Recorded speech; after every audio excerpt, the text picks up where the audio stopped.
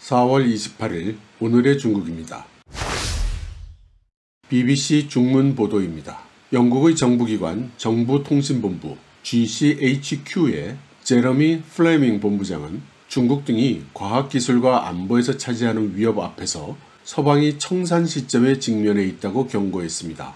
즉, 서방 정부기관들이 의존하는 핵심 기술을 더 이상 서방이 만들어내지 않을 수도 있다는 것입니다. 그런 중요한 기술 리더십이 아시아로 이동하고 있으며 이익과 가치관이 충돌하고 있다고 지난 23일 밝혔습니다. GCHQ는 영국에 가해지는 위협을 식별하고 파괴하기 위해 글로벌 정보를 수집하는 기관이며 미국, 호주, 캐나다, 뉴질랜드의 정보기관과 함께 파이브 아이 리그를 구성하고 있습니다.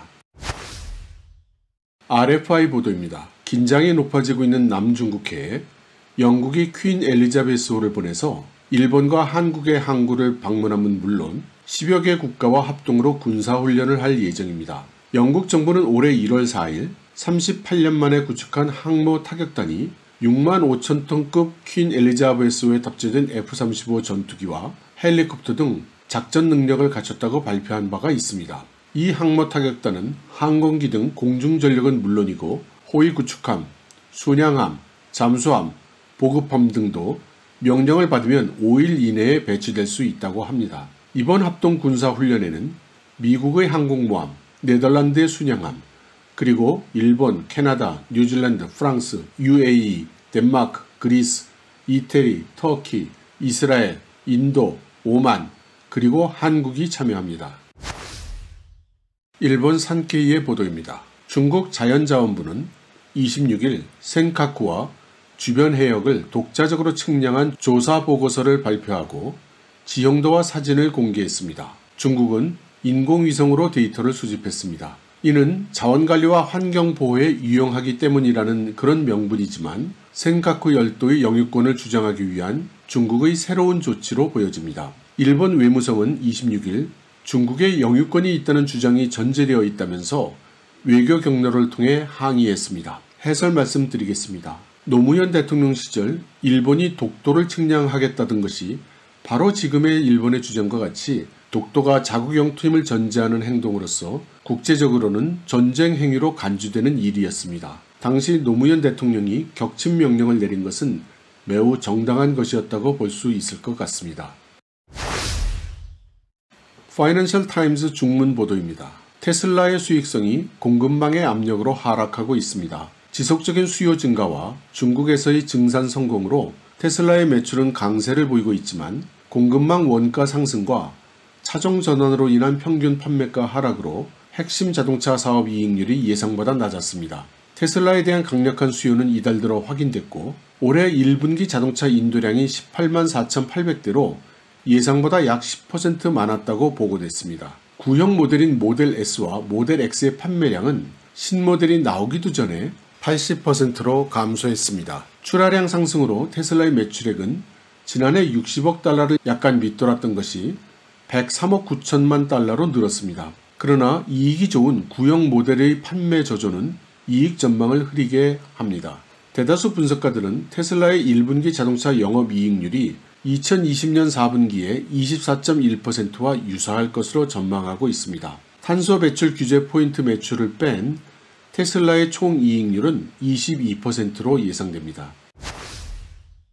신화사 보도입니다. 중국 정보통신연구원이 발행한 2021년도 중국 디지털 경제 발전 백서에 따르면 미중 무역전과 코로나19의 팬데믹 상황에서도 중국의 디지털 경제는 같은 기간 명목 GDP 성장률의 3.2배가 넘는 9.7%의 높은 성장을 기록했다고 합니다.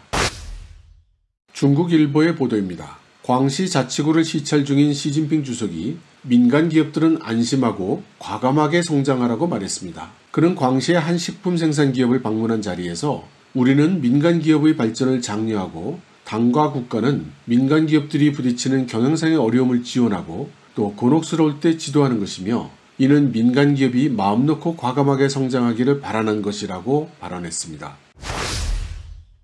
차이신의 보도입니다. 중국 당국이 중국 최대 식품 배달 앱 서비스 사업자인 메이투안에 대한 반독점 조사에 착수했습니다. 시장 규제 당국은 상인들이 경쟁사와는 협력을 하지 못하게 하는 관행을 포함해서 위법 행위에 대한 조사를 할 것이라고 발표했습니다. 메이탄의 주식은 홍콩에서 0.46% 하락하며 장을 마쳤습니다. 메이탄은 조사에 적극 협조하고 법규 준수 노력을 강화할 것이라고 말했습니다. 블룸버그 보도입니다. HSBC가 신용 손실이 역전됨에 따라 수익이 2배 이상 증가했습니다. HSBC는 3월까지 3개월 동안 조정된 세전 이익이 64억 달러로 예상치인 43억 달러를 뛰어넘었다고 화요일에 발표했습니다. 2021년 기대 신용 손실은 2020년 연간 실적에서 밝혔던 평균 대출의 30베이시스 포인트에서 40베이시스 포인트까지 중기적으로 밑도는 것으로 보인다고 은행 측은 밝혔습니다. 홍콩 사우스 차이나 모닝 포스트의 보도입니다. 시진핑 주석이 음식을 남겨서는 안 된다는 발언을 한 이래 중국이 식량 위기를 걱정하는 것이냐는 의문은 그동안 끊임없이 제기되어 왔습니다.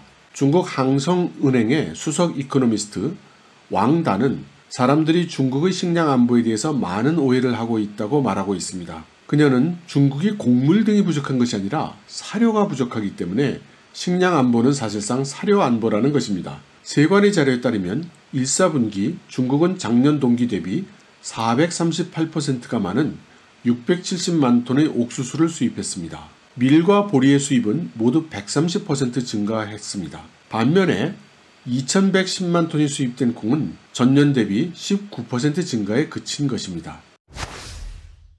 일본이 연례 외교정책 보고서에서 중국의 군사력 확장에 대한 강력한 우려를 강조하고 있습니다. 작년에는 중국의 군사활동을 공통관심사라고 표현했지만 금년에는 강력한 관심사라는 표현을 사용한 것입니다. 일본은 또 중국의 신장 인권 유린 의혹과 홍콩 탄압을 우려의 쟁점으로 꼽기도 했습니다.